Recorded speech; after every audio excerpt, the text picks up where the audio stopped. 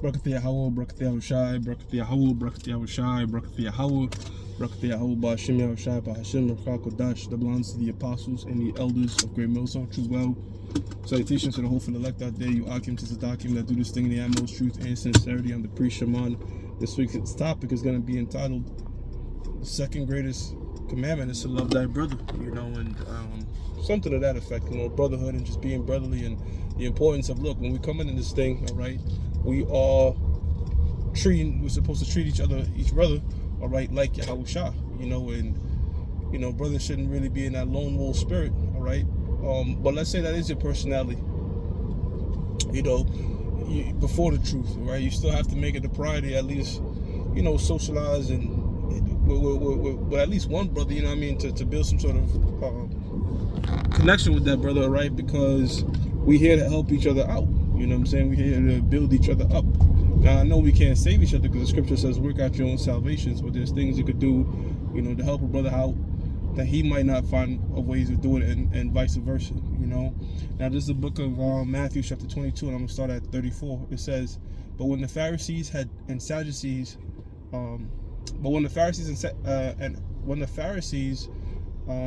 heard that he put the Sadducees to silence, they were gathered together.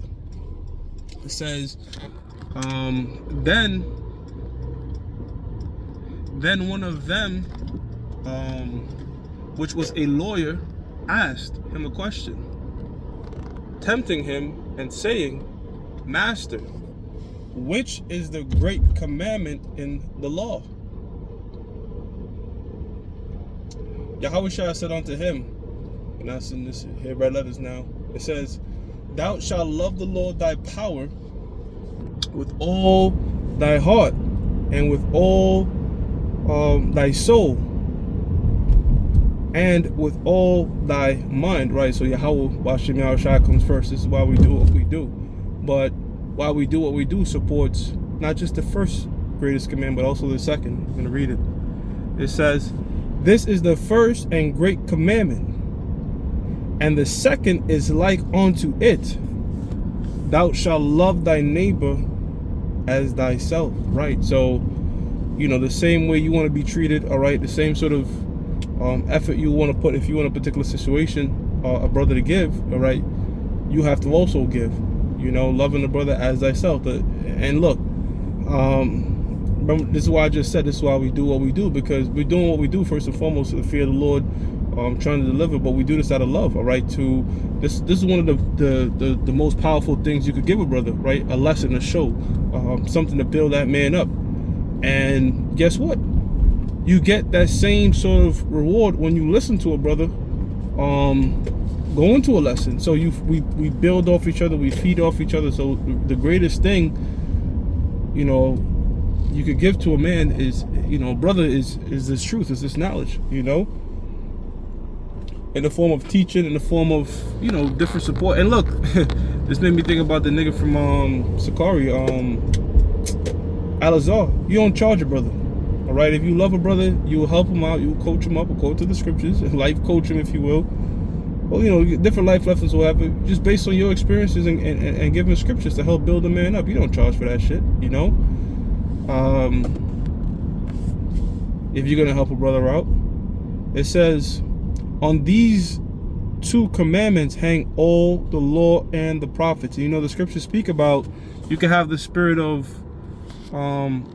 different gifts, prophecy, all these different gifts you can have in the truth. But if you're not brotherly, then it's like null and void. You know what I'm saying? 1 Peter 1:22, seeing ye have purified your souls in obeying the truth through the Spirit unto the unfeigned love of the brethren, right? Sincere love of the brethren. That's how. Look, when you come in this truth, there's no evil eye towards your brother. Certain brothers in the world might have, I don't know, you ain't fuck with black people too much, for example, so-called black people, or you ain't fuck with Spanish people like that, or these types of things, these little strifes amongst the tribes that you might have adopted just from when you grew up. But then you come in the truth, you realize, like, what the hell? That's not my enemy, that's my brother. So now it's like, you have sincere love, all right, for the man in your camp, even though in the world, your worldly you might have resented him, not even knowing him. And that's, stems from the curses, that stems from what Esau's doing, all right? It says, see that ye love one another with a pure heart fervently, right? Again, brotherly love, agape, man. And you're not supposed to be hating no brother in your heart. We in the flesh, so of course, sometimes brothers get in arguments, skirmishes, all right, and shit get escalated. But at the end of the day, we're supposed to come back to these scriptures and understand that, look, man, once we're doing this thing together, all right, we're brothers in Yahweh Shah, and we have to work things out. We shouldn't be holding no bitters, no grudges, all right? Making sure, if you offend the brother, hey, Salaki, I offend you. If I did offend you, sometimes you might offend the brother not even knowing. But the scriptures also said, let not the set go down in your wrath. So communicating, such and such, and working shit out, squashing shit out, being honest and having a good rapport with one another, all right?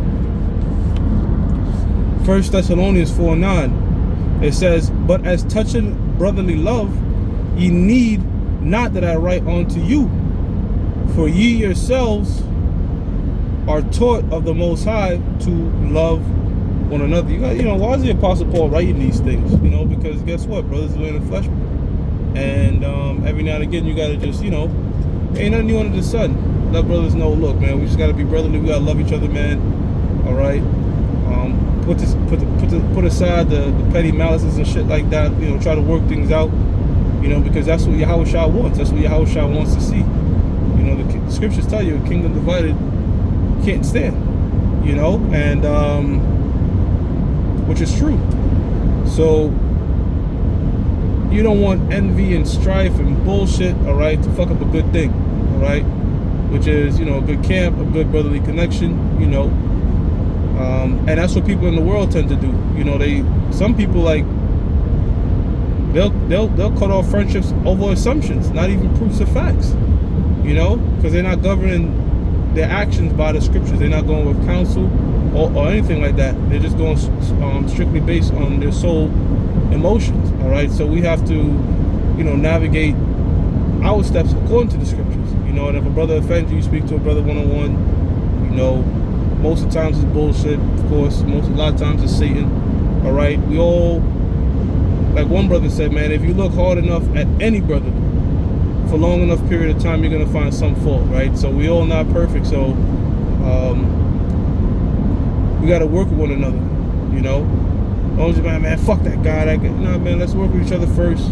Let's see how the Spirit works things out, And you do run into situations where we have demons coming to camp who turn out not to be brethren, but your job is just to remain brotherly. Let's not jump to any conclusions, not jump to any assumptions, and let the Most High works things out, And that's CYA right there. That covers your ass.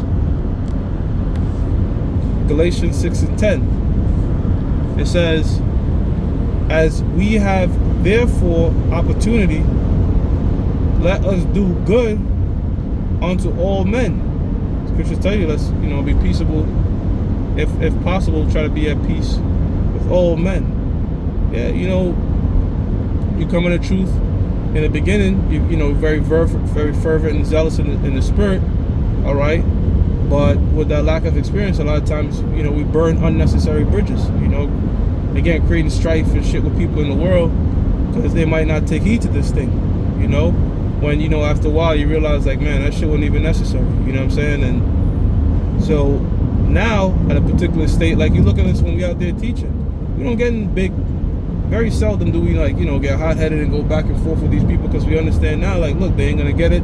If they bucking up having spirits on them, that's just the Most High, and them angels got their mind locked up like that. So, and you find out, like, look, if you try to handle the matter just peaceably, all right, if, as best as you can, hey, the cops show up, guess what? They're on our side because we dealt accordingly. So, that's one thing this truth also teaches you, man, the wisdom and knowledge of how to deal with people. And it's much better, the scriptures tell you straight up, like, instead of a friend, be not an enemy, right? It's much better to have neutral than just outright enemies. And your job is to just use the wisdom and cutting of the scriptures, all right, to keep it that way, to have those around you be at peace with you.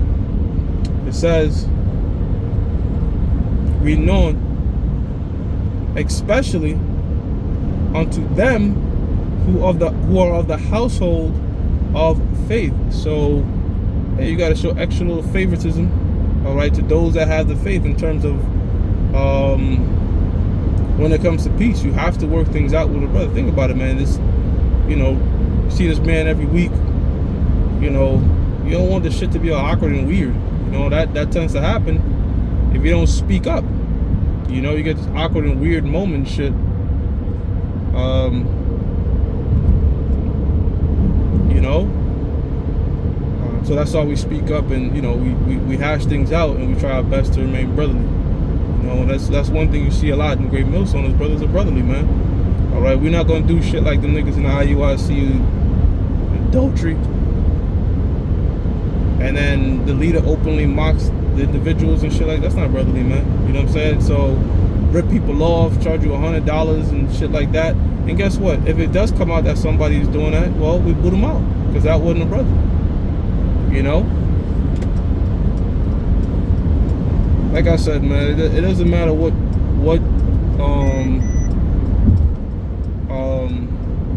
I say. Every camp is gonna have individuals that's just you know, not right. You know, so the niggas could slip in Great Millstone, but as the Spirit always does, it will weed out those who aren't right, those who are not truly brotherly. You know, so hey man, just a quick little in transit. I'm gonna give all praises to Yahweh, Bashim Yahweh Shah, Bahashim Rakakodash, double honors to the apostles and elders of Great Millstone True Well. Salutation, of course, to the hopeful elect out there, you Akim to Zadakim, that do this thing in most truth and sincerity. Shalom, and let's stay brotherly. Shalom.